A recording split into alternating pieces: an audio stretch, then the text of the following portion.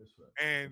And though, we have a pretty decent following, but I'm so happy, Coach, that through our connection with one another and you sharing the HBCU audience with me, you know what I mean? You Mm-hmm. come to a Mm-hmm. situation where you're able to get an opportunity that not many people get in the HBCU space. You're actually a pioneer when you talk about an ex-coach or former coach being a broadcaster. So I think in certain ways, uh, and this will also ring true in my life as well. I may not get the blessing that I wanted, but I still got a blessing nonetheless. And I see you in that same situation with HBCU Go and being a broadcaster for them. And coach, um, moving forward, coach, I don't know why in my head. This may be crazy to me. You may not even you may not even agree with me, coach. But I believe you haven't seen your last day on the sideline, coach. For some crazy reason, I don't believe you've seen your last day on the sideline because of everything that I've heard when we go to Clark, Atlanta, when we go to the Swag Me Act Challenge, when I go to the Orange Blossom Classic, and people tell me stories and share with me things about you that I don't even know. So, Coach, if all of this knowledge and wisdom and success is out there, there are plenty of people in the HBCU space and in the football space in general that need your support. And so, I just want to say this, Coach, thank you. I'm glad that you bring up your guys that you've helped, that you have relationships with to come and talk with us, because I think it means a lot. It shows where a man can share freely the knowledge and wisdom that he has, and he doesn't have to worry about somebody taking something from him, whatever. Because I'm like you. Once God bless you or give it to you, can't nobody take it from That's right, Coach. That's right. I appreciate you, Coach. I appreciate you, man. you. Yeah, Well, absolutely. Let's let's get get back to oh football. yeah, Coach. I'm sorry. I didn't mean to go off on a tangent, Coach, but every time I'm just amazed at how impactful you've been in the game of HBCU football, and how sometimes you're you're humble a lot of times about what you've done and how much success you've had. And so I'm always surprised each and every time I come up against somebody and they tell me something that you've done that I wasn't even aware of or you hadn't even shared with me. Uh, all right, guys, we're gonna go over the games this week, and we're gonna go over the MEAC games last week. Then we're gonna go over the MEAC game next week. We're gonna go over the SWAC games this week, last week. Go over the SWAC games next week, and we're gonna get y'all out of here, Coach. As we said before, Coach, we mentioned that South Carolina beat the Citadel. You Coach, know, go ahead. that's big win for South Carolina State. That just shows you where Chinnisberry is. That shows you what type of coach he is. If you passed up on Chinnisberry, you passed up on a great coach. And I see Chinnisberry going some places. Right out the gate, he beat a PWI. Right out the gate, he takes the number one HBCU team to the wire. He talked the talk. He's walking the walk. Great win for South Carolina State. Look for them to make a run. And just to look into the inside the numbers a bit, Coach, a quarterback that you spotted and you said that was a solid quarterback, Eric Phoenix. You said he was solid when you laid eyes on him the first time, and he's proven to be that guy, Coach.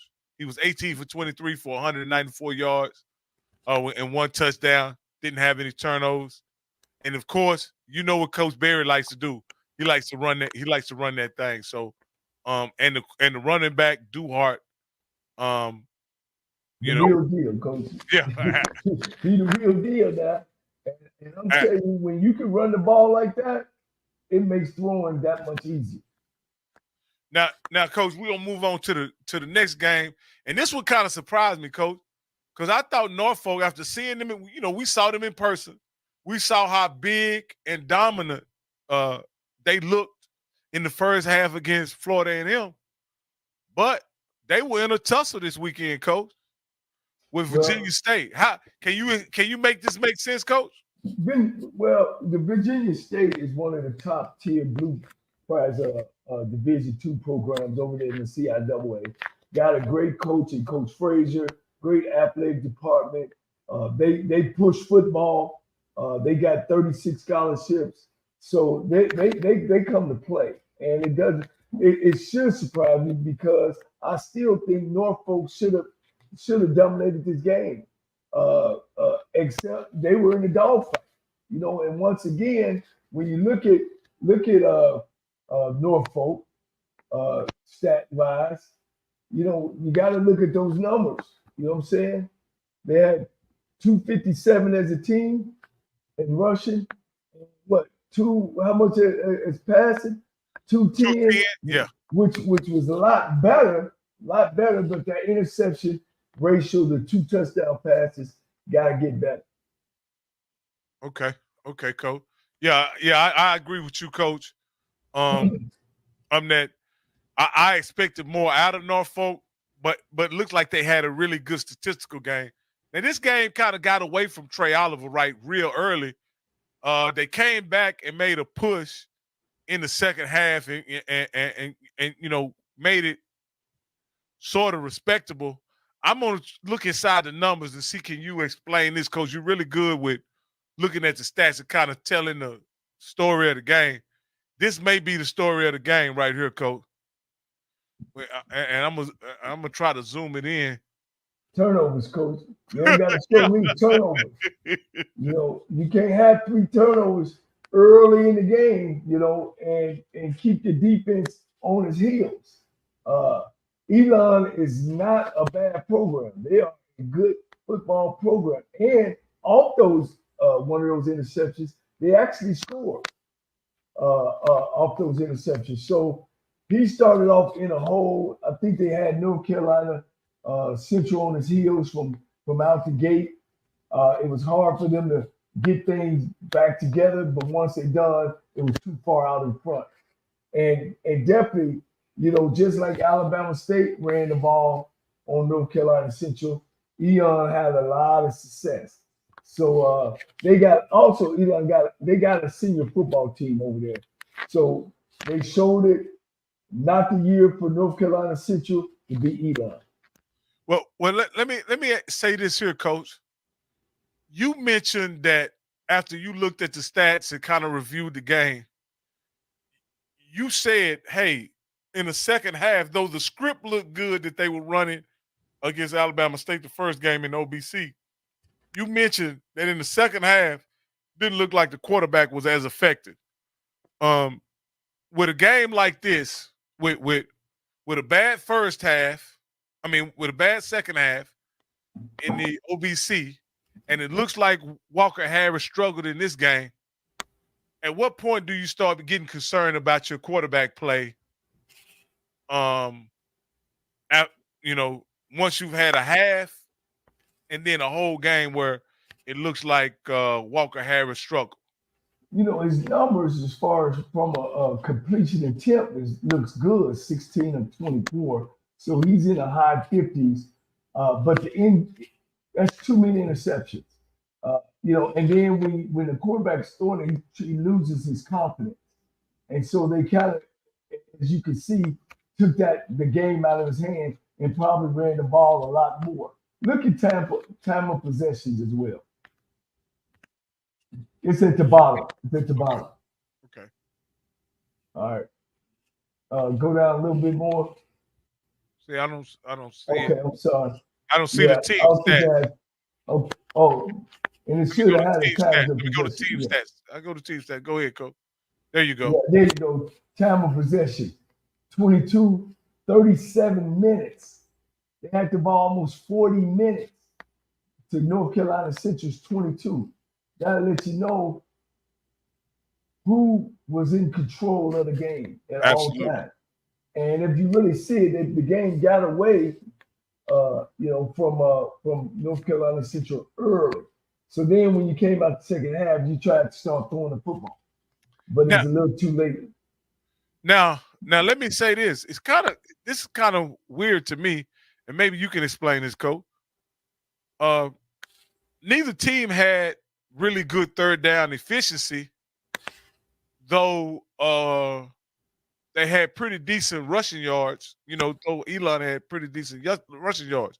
With that kind of third down efficiency, is that a goal for your defense? Do you look at that as being a positive for your defense, or you still just gave up way too many yards? Really, Elon is right where you want to be. You want to be at 40%. And Elon was 3 for 9. So they right there at about 38, 39. Oh, okay. So you want to be at 40%. Also being coached, that a lot of times you run in third down situations. You know what I mean? You were moving the football. It don't necessarily mean that you was in third down. So 3 for 9 is great. Whenever they were in that, they were able to get the first down. As opposed to North Carolina Central 3 for 11. So when you look at the score and see how bad it was, you could see that 3 of the turnovers that North Carolina Central lost, and you usually get between 13 and 16 possessions, that takes away from that. So when you look at 3 for were they 3 for 11? And then 3 of those was interceptions. Mm-hmm. So that's 14 possessions right there. They only had 2 other possessions that they actually got a first down or third down, or they weren't in a third down situation. So this is what's interesting. North Carolina Central kind of fought their way back in the game. It was 27-13, and Walker Harris throws a 40-yard touchdown. Pick six. You know what I mean? Yeah. And that kind of unravels their entire day right there in the fourth quarter. But again, you're now. How does this play in the game? Now, I don't know how. As a coach, I don't know how you guys think about this. But when you have that kind of performance at home, does that? Because at home you're not dealing with any crowd noise. You know what I mean? Does that concern you having that kind of performance at home? No, once again, it's not a counter game. Once again, it is a local game that you want to win because we're recruiting the same players. It gives you a measuring stick of where you are. North Carolina State, they still got to play Norfolk. They still got to play South Carolina State. So that MEAC is going to be a real tough conference coming out of it. So North Carolina State, since you got to lick their wounds, Coach Trey Oliver is the greatest coach he is. He'll go back and he'll have to get his players in place and see what he's doing and where he needs to improve that in his football program. Well, okay, we'll move on to this next game. But before we do that, I want to ask you one question, Coach. With a loss like this, will this affect their standing as the number 1 team in HBCU football? No, I don't think so. I don't think so because a lot of teams lost, and you know how we see PWI teams. Unfortunately, we got to see that because we don't have a consistency of beating them all the time. So when we do play one, it seems to go unnoticed. Okay, Coach. Moving to this game, Morgan State and Towson State. Doesn't look like there was much offense to speak of in this game, considering the amount of points that was scored. But it looks like, for whatever reason, Morgan State was able to play pretty much mistake-free football. They just weren't able to generate much offense against Towson. Did that surprise you? Yeah, that's a neighborhood. That's a neighborhood game. For both of them in the Baltimore area. It's good rivalry. Coach Daniel Wilson, always got that great defense, but he got to improve offense. I've always said when you play 1AA football, Rocky, you got to score points.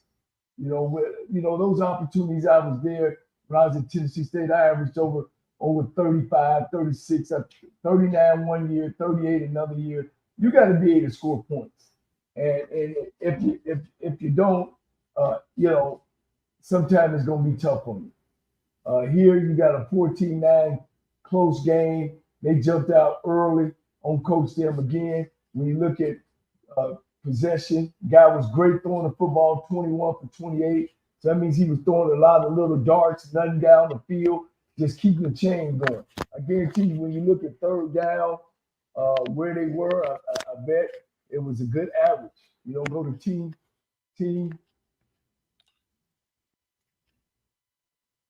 And there we go, 21 first downs, 3 for 9, right at 40%. Morgan State was 4 for 12.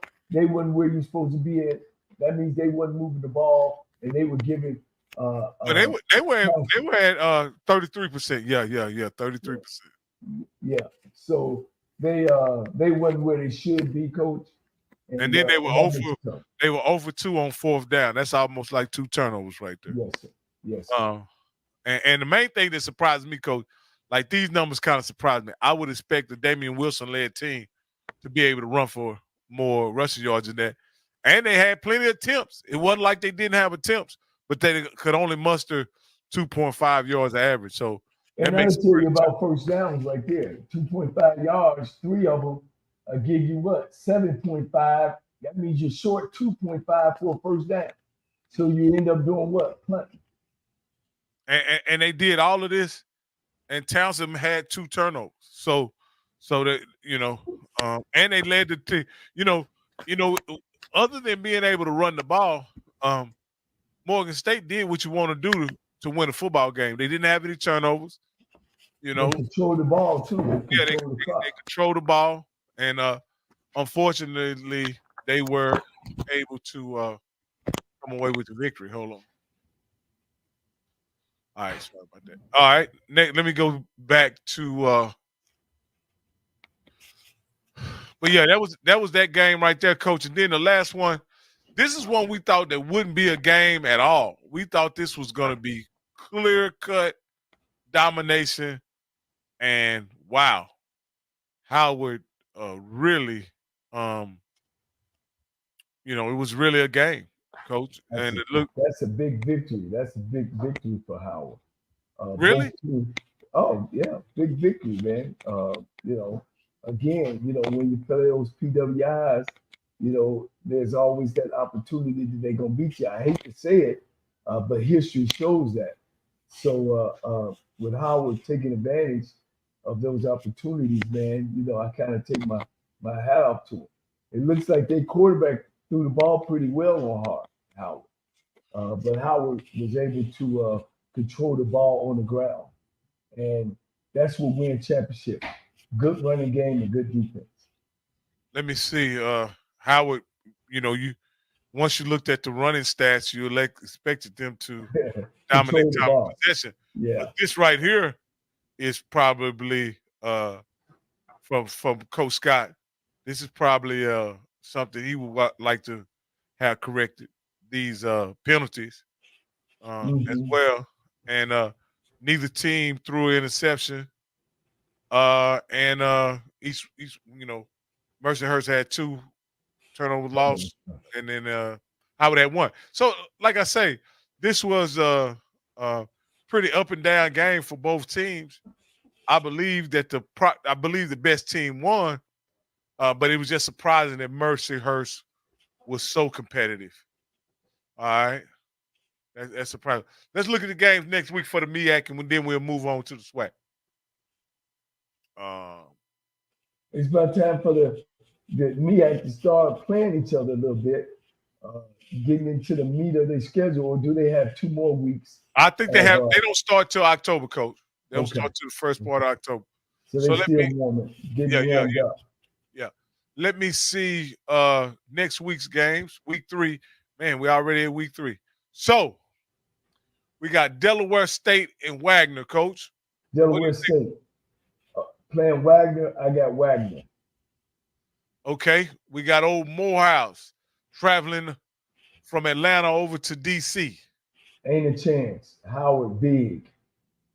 Okay, we got Morgan State going back to your old stomping grounds in Ohio.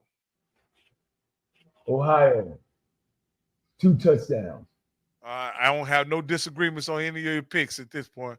Now, this is where I think we may disagree on this one. I'm gonna take excuse me. I'm gonna let you know. I'm gonna take Hampton on this one, going to Norfolk. I'm gonna take Norfolk because Hampton don't have a true head coach. They still working with an interim. Coach Borkins over there. I take my hat off to him. But those kids don't know what the future look like. Hopefully he can pull them together. I got Norfolk. And then to round it out, we got 2 money games, Coach. Well, no. These ain't money games. I mean, this one is a money game. North Carolina Central and North Carolina. We know that's a money game. And then South Carolina and Georgia Southern. What do you think there, Coach?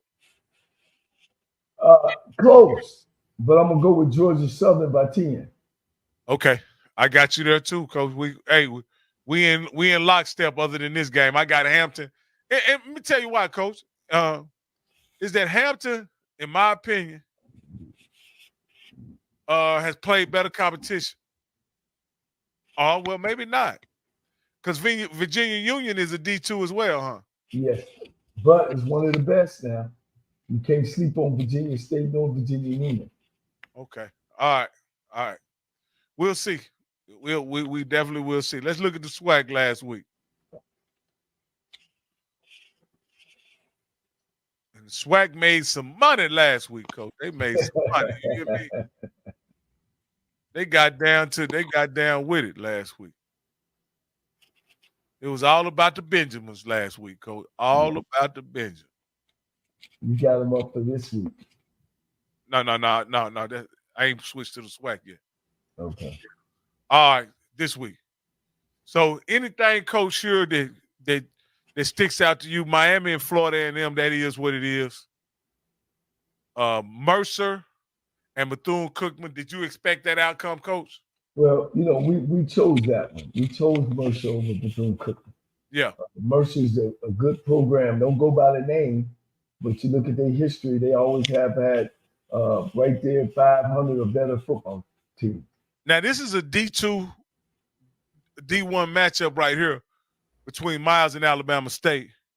We thought Alabama State would win, but I want to look in the numbers and see what they got out of their quarterback, Coach. What Alabama State got out of their quarterback. They got what they paid for. He was a freshman kid. They didn't want to put the game in his hands. They ran the ball a lot. Miles College is a D2 program. They're in the SIAC. So Miles College ended up beating them last year, but they made sure this year that wasn't going to happen. They jumped out fast and early on Miles, having 24-3 at halftime, and it kind of ended that way. Yeah. So then we go down to Kentucky State and Alabama A&M. That is what it is. Coach Maynard, he took advantage of Kentucky State. He tossed that ball all around the field and made sure he was trying to make a statement that don't count him out. All right. Now, I was able to look in on this one, Coach, and though it was a D2, D1 matchup, this was an entertaining game. And I think I actually liked the style of play that Grambling had. Now, it was hard to tell anything through this because of the level of competition. But I thought Miles Crowley was outstanding. He was 16 for 26, 304 yards, and 4 touchdowns.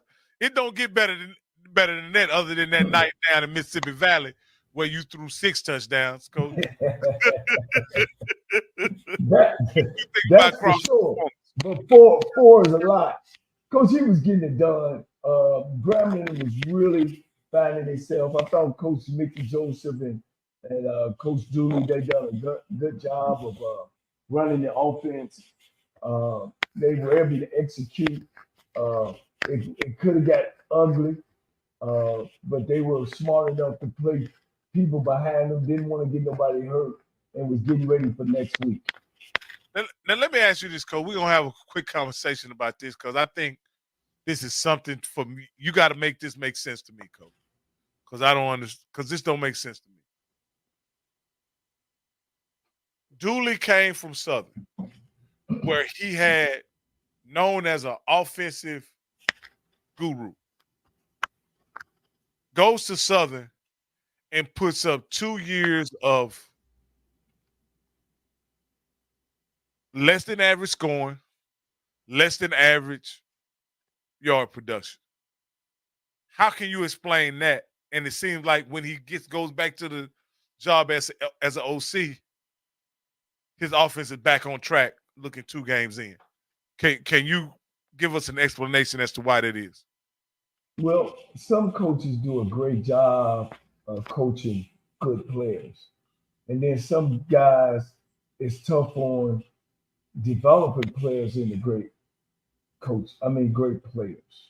You know, it's about your system.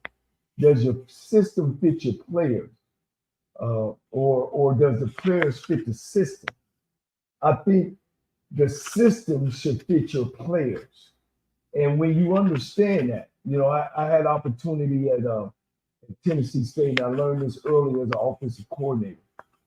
Is I led the OVC 2 years straight in passing. We was averaging about 300 yards a game in passing, but we was averaging maybe 90 or 80 on rushing. And I went to go visit LSU and a couple more people, but more so LSU. And he taught me, Coach Watts down there, and I learned from him that one thing they did evaluations on themselves. They scouted themselves. So I started scouting myself, number one. Number two is, are you getting to play the ball to your playmakers?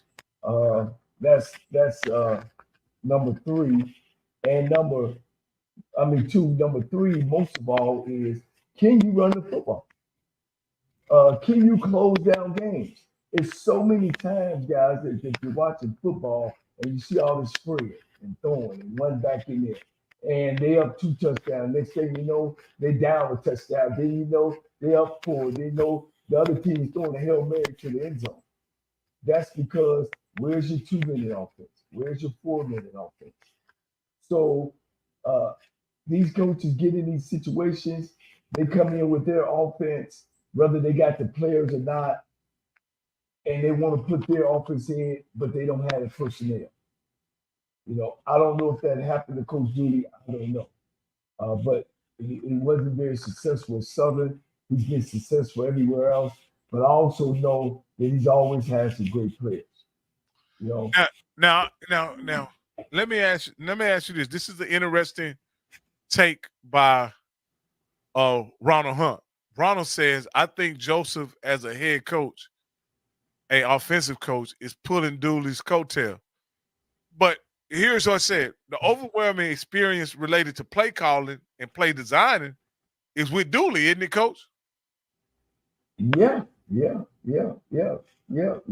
letting Dooley run his show. But Dooley got the best quarterback, preseason all conference quarterback there. So there's some things that this kid can do that Dooley loved to do. And my value on the Coach Dooley, he likes to throw the ball downfield. He does like throw the field downfield. A lot of post routes, a lot of sail routes that I call sail or big routes. So those are things that he likes to do, and this Miles Crowley kid can get that done. But we'll see as we go along and see how that works. Now, this is an interesting game right here, Coach. We'll move on to Jackson State and Lane. And we're just going to peek into this for a little bit because we know what this was. This was a beatdown. And they say Lane got $90,000. So shout out to Lane. Yeah. Let me ask you this here, Coach. I would like to see that with my eyes, but okay, if they say 90, we'll take 90. So here's the deal, Coach. It looks like Jackson State came in, and I'll go back to the game cast so you can see the kind of how it all unfolded. They broke out a new quarterback in Jackson State, a more of a what I would consider a run-oriented quarterback. And boy, did he run. That He kid had a Campbell. 20-yard run, Uh-huh. and then later he would have a 60-yard run, Coach. Now let me say this, Coach. For what you know about T.C. Taylor, does a running quarterback or a mobile? Hold on, let me get back to where I'm supposed to be. Does a running quarterback or a a dual threat quarterback fit T.C. Taylor's system as you know it? Well, this is T.C. Taylor second time being an offensive coordinator. He was offensive coordinator at North Carolina Central, where they threw the ball around and ran the ball a little bit. They were more base. Here, I guess he's making an adjustment. I don't see that, but I think he's making an adjustment. Or maybe this kid just dropped back and seen things that happened and was be able to, find the holes. And maybe Lane was playing a lot of man coverage where the quarterback had to get out of there. So I'm looking to see down the line, down the road. You can't really give this game a lot of thought. I mean, it was 48-0 in the first quarter. I don't think nothing went well for Lane. Besides that they showed up and picked up a check.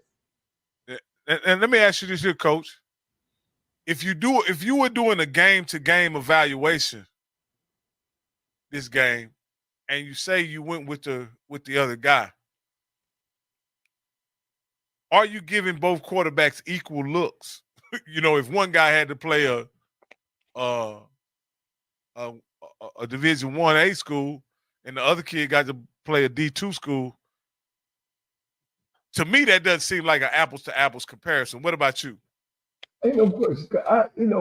I just never got into playing two quarterbacks. One is always going to be, to me, better than the other. Or once you make up your mind, and you go with it. I don't know, Coach. Coaching the quarterback position, me playing the position, I think I got a more insight on what a quarterback should be and what it's about and what do you need from that position than some of them. You got to look at the plays you call. Why the kid wasn't successful? Did the receiver slip? Did the line block? Is he looking the right way? Is he reading the right guy? And you just want a guy that's consistently can do that. You know what I mean? Then can he extend plays? You know what I mean? Because that's where the athletic ability comes in.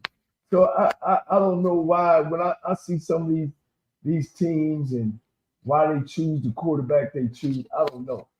But I'm gonna choose the one who can get it done, and I'm gonna get that ball to him, and give him an opportunity to lose the job. You know what I'm saying? And I got to be honest with myself. Are we doing the right things up front? Are we running the right plays in the back? Because the run game opens the pass game.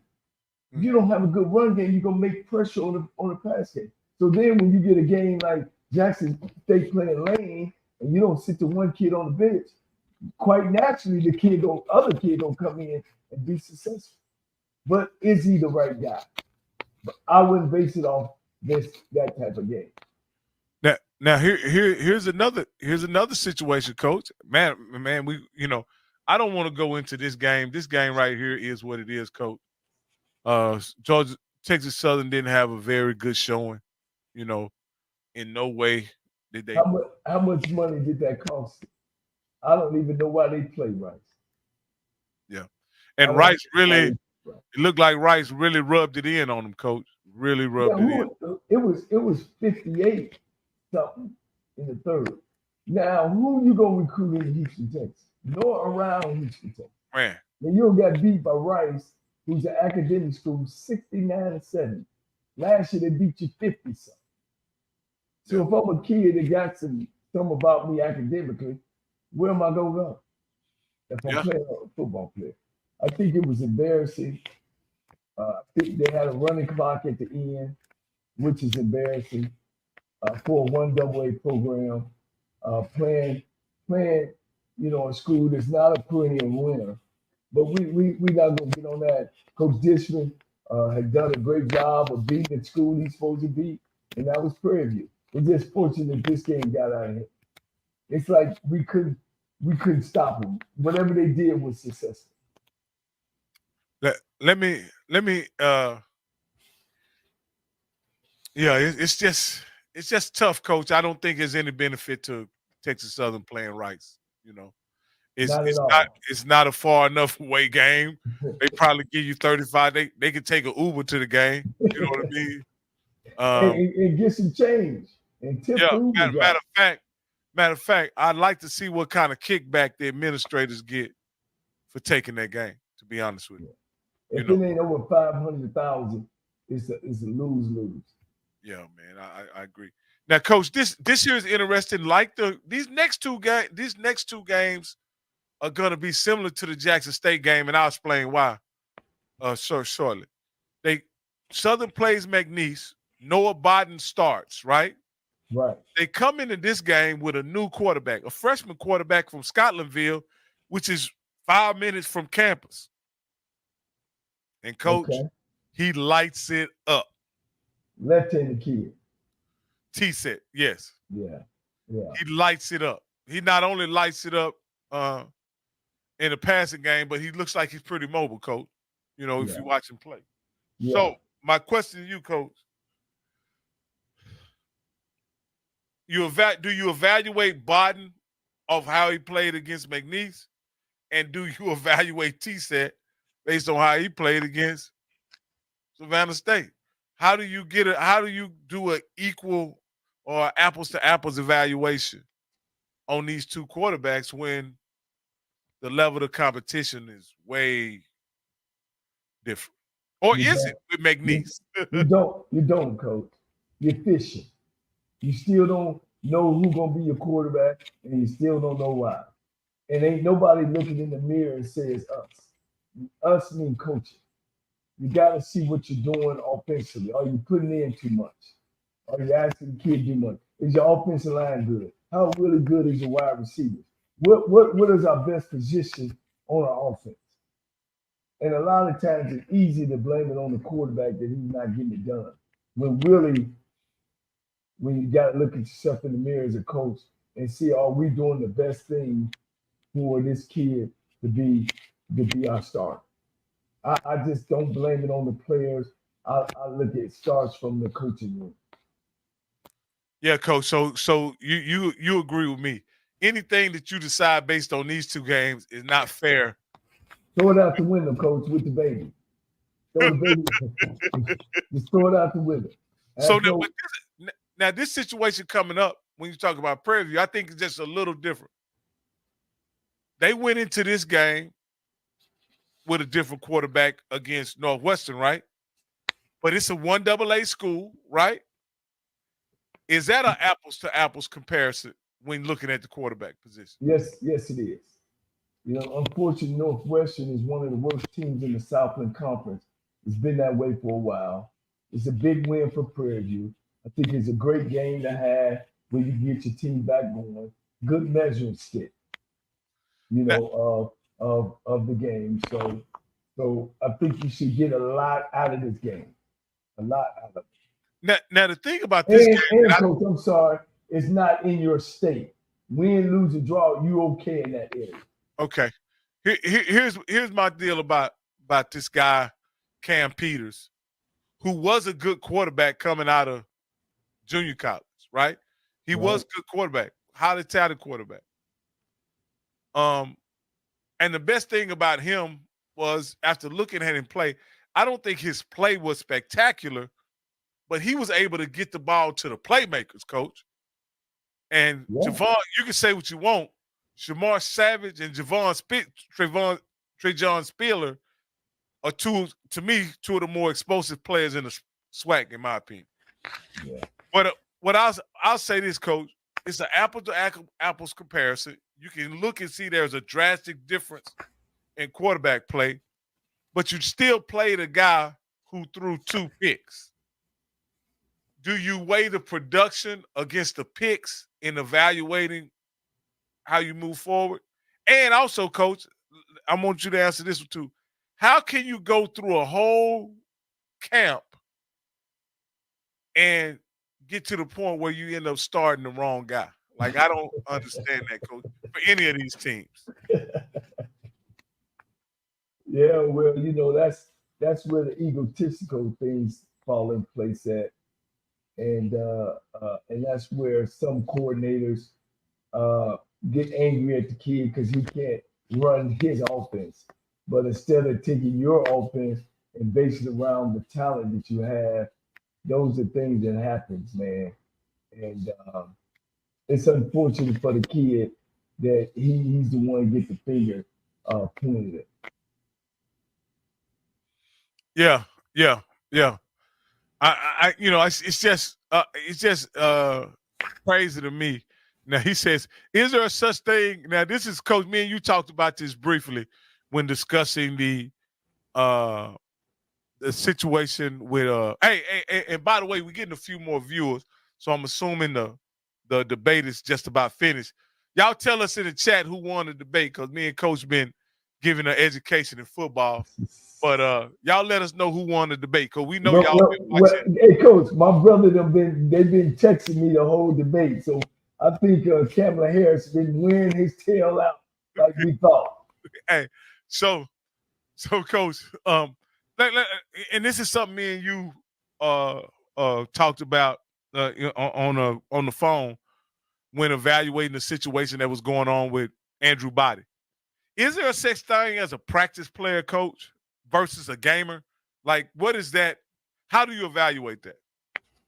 I don't think it is. I think just one player is good at what he can do. If you're a good player, you're a good player, whether you're in helmet, shoulder pads, or not. I put that on me. If my quarterback is not being successful, I put that on me. All right. Now, if he's doing knucklehead stuff like throwing interceptions, just clear interceptions, making false reads, can't explain himself on the sideline, don't know the plays. You know what I'm saying? That's on me. That's on me. Now, if I'm watching film and the kid run a bad route, okay, kid slip, offensive line is questionable. If the offensive line is questionable, then I need to do some things to get the ball out the quarterback's hand. All that takes part in deciding who's your trigger man. Is there such thing as a gamer? To be honest, Rocky, I don't like a scrambling quarterback. I didn't like what's the kid went to Atlanta? Michael Vick. I remember when Mike Vick came out, I was in a restaurant talking with a defensive coordinator. We were out recruiting, and he's telling me how Michael Vick gonna come in and set things on fire. And we went back and forth, and I'm like, because see, my head coach, who coached in the pros, if I third down and long, if I didn't try to find somebody, if I just took off running thinking I'm gonna get the first down, he would wear me out. He would wear me out. He said, well, that's what defenses want you to do. They want you to run the ball. All right. Michael Vick had a great career. Did he ever win a Super Bowl? Did he ever even get there? Well, Coach, I'll say this, Coach. Now, I went back and done my research. We talked about some of your great quarterbacks, Darnell Kennedy. Yes. What's the guy from Pittsburgh that played for TSU? There are highlights on him as well. Leon Murray.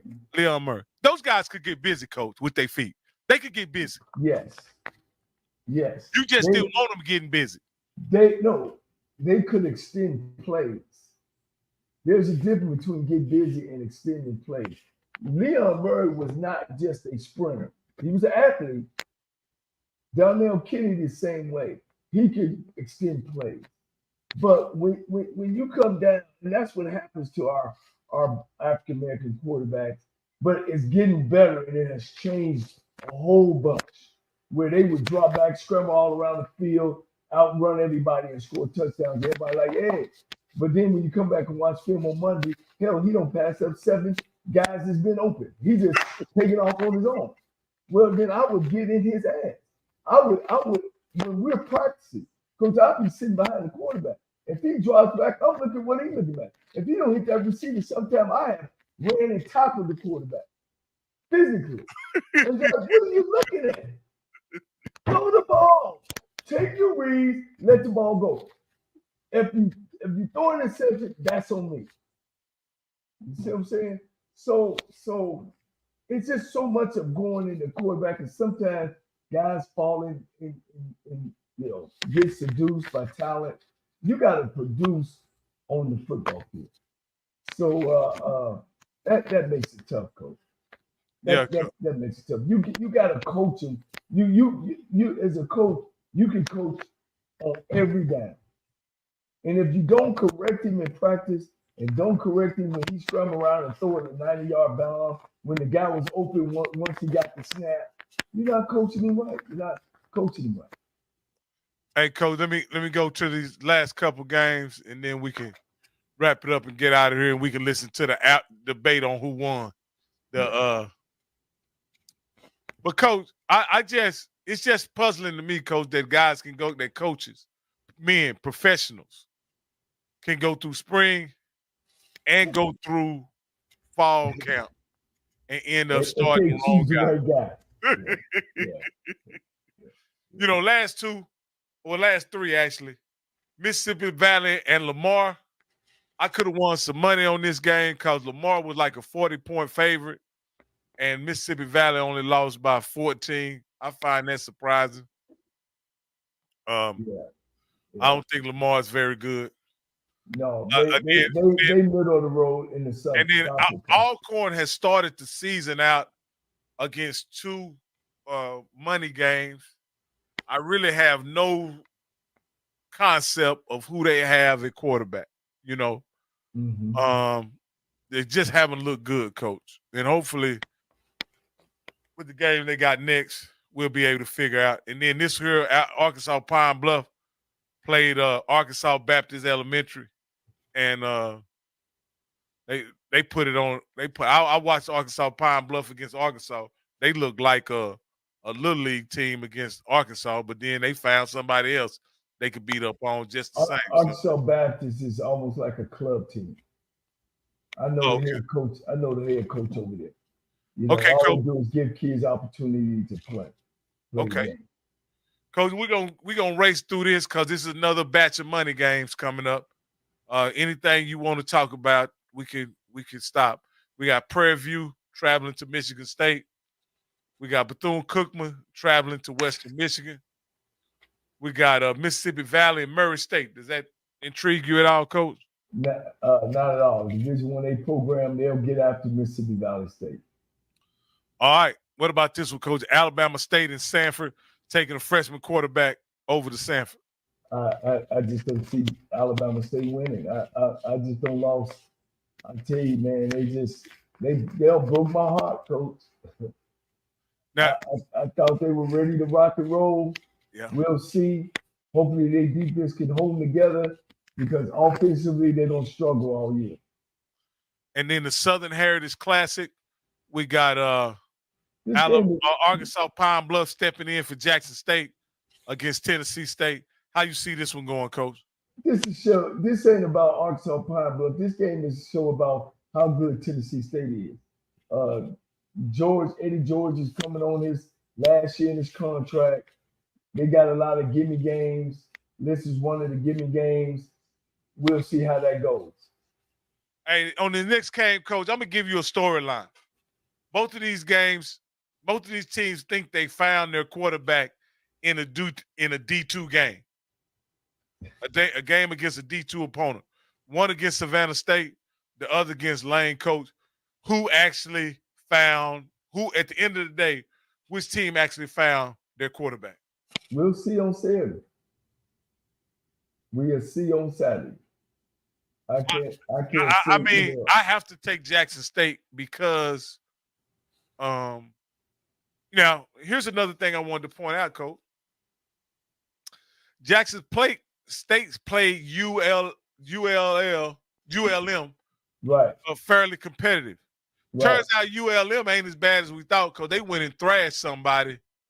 Let me go look. I'm going to tell you who they thrashed because ULM put it on somebody this weekend. Is that right? Yeah. They put it on UAB. Okay. 32-6. Wow. Now, Coach, does that change how you look at this loss by Jackson State? Gotta be. UAB is supposed to be pretty good. They're coached by what's the quarterback? Trent Dilfer. Trent Dilfer. Yeah, they've been doing some special things around there. That's a big win, for ULM. So that does say a little bit about Jackson State. I know this Southern's defense is stout. They pretty good. Okay. And it looks like they're pretty fast, Coach. Scotty mentioned that on his show, and he said the defense looks really fast, really athletic over Jackson. But I still got to take Jackson State at home. Who you got, Coach? I'm gonna go with Jackson State at home. All right. So in this game right here, Alcorn State hosts Edward Waters. Are they trying to get on track here? What are they trying to do here against Edward Waters, Coach? Well, the kid that's the head coach of Edward Waters played for me. He got him going over there at Edward Waters. I don't think you can sleep on him.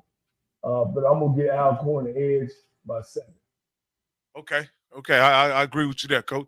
And this is an interesting matchup. I have no idea what to think about this game right here. But let me tell you about Texas A&M Commerce. Their offensive line coach was my offensive line coach at Texas Southern, and we average about 175 yards a game. If they're not prepared to stop the run, it would be a long night for Grambling. But it's a Division II program, 36 scholarships to Graham's 63. Crowley got to play big because most of the time he'll be on the sideline. Now let me ask you this here, Coach. How often does a school like Grambling travel to a D2? That's questionable, ain't it? I don't even know how you take that game or took the game. I don't even know how the 2 came. I don't even see how it's good for either team. But hey, Coach, I'm gonna make a correction here. Commerce has come up to Division I AA. They're not a D2 anymore. They're Division I AA. And it looks like they're in that conference with Stephen F. Officer making the Southland Conference. Southland Conference. So. Well, as I say, it's going to be a tough game, because I was thinking of Texas A&I, but this is Texas Commerce. Like I said, I know the offensive line coach down there. I'll get a little early sneak scouting report, but I know one thing: they can run the football. Yeah. So we'll get a look at that. Who you gonna pick, Coach? You didn't hemmed it hard long enough. Who you got on this, Coach? I got Commerce by 3. Okay. And I'm gonna take Grambling. I think Miles Crawley gonna light them up along with those wide receivers. I got Grambling, Coach. And then our last game of the week, I have no idea what Georgetown, Kentucky is. Is this a game that Alabama A&M should handle? Yeah, D2. I think in Alabama should come out. I got Alabama by A&M by 10. Okay, Coach. That's a good. Hey, Coach, this has been another great show, man. If you guys didn't get a chance, we had a great coach from Division II, Lincoln University in Jefferson City, Missouri. Coach Moses Harper, a former protege of Coach Cole. He did a great job in the interview. Like I say, if you didn't get a chance to see the interview, go back to the very beginning of this video and you'll be able to watch it out, Coach. Anything you want to leave them with before you get out of here, Coach? Oh man, Coach, we missed it. We missed the debate, but I got all my texts that Kamala Harris had a great debate. I'm looking forward to listen to all the commentary around it. This was a great show as always and very informative. Again, I can't say enough about you. Can't say enough about the people who listen to our channel. Once again, we're looking forward to next week, man, to talk about what has happened. All right, Coach. Take us out, Coach. Hey, guys. Again, great show. Thank you guys for continuing to watch us, pass this on. Make sure you share this. Continue to support us because we want to do big things for you. We want to bring HBCU football into your living room and actually where you can actually get to see what goes on behind closed doors. But as I always say, man, earlier when Coach was asking me about me sharing my knowledge and why I don't charge or whatever, I have enough. I'm good. I have one car and have a bed to sleep in and a job to go to and got a great family and great support. So that's good enough. But that's more than any dollar that I can have. So when you feel yourself in a bad situation, there's always somebody worse. So again, if you feel yourself at the end of the rope, tie a knot, hold on tight, because ain't nobody bad like you. No, today is Tuesday, September 17th, 2024. Number 1, in advance of National Black Voter Day on September 18th, the NAACP revealed poll results that highlight key insights into black voter preferences ahead of the November 2024 election. The poll, surveying over 14 million black voters across 12 states, shows that 26% of younger black men plan to support Donald Trump, while 63% of black voters overall back Vice President Kamala Harris. Economic concerns, especially inflation and protecting rights and freedoms, remain top priorities for black voters, according to the NAACP poll. Number 2, local governments with large black populations are racing to use American Rescue Plan funds before a year-end deadline. Cities like Detroit and New Orleans have made significant progress, with the latter allocating 86% of its $387.5 million on projects like homeless shelters and cleaning up illegal dumps. However,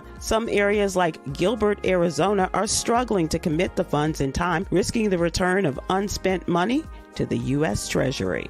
Number 3, blood cancers, including leukemia, lymphoma, and multiple myeloma, are a significant concern in the black community. A recent study found that black patients had better survival rates when treated similarly to white patients. While there is no cure, advancements like treatments, including chimeric antigen receptor or CAR T-cell therapies, offer promising options for improving outcomes. Number 4, a federal civil rights complaint was filed against the Millbury Public Schools in Massachusetts, alleging 2 black sisters faced racial bullying and harassment while the school punished them instead of their bullies. The complaint, filed by Lawyers for Civil Rights, calls for a federal investigation into Millbury Memorial Junior-Senior High School, where the black student population is 4.7%. This highlights multiple incidents of racial slurs, unfair punishments, and discriminatory treatment by school officials towards the black sisters. Number 5, receiving an IRS notice about owing back taxes can be stressful, but there are ways to resolve it effectively. The IRS calculates your tax liability based on available income data, but deductions and credits can significantly lower your tax bill. For more tips on managing tax debt, check out our celebrity CPA, Katrina M. Kraft, in today's newsletter. Here's your daily inspiration from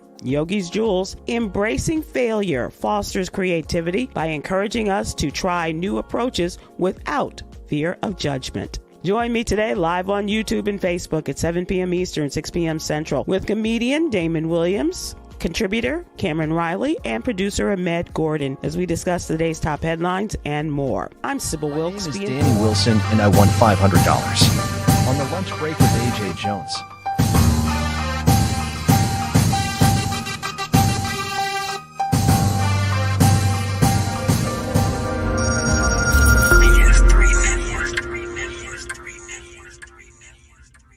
BS3 Network, changing the way you watch TV.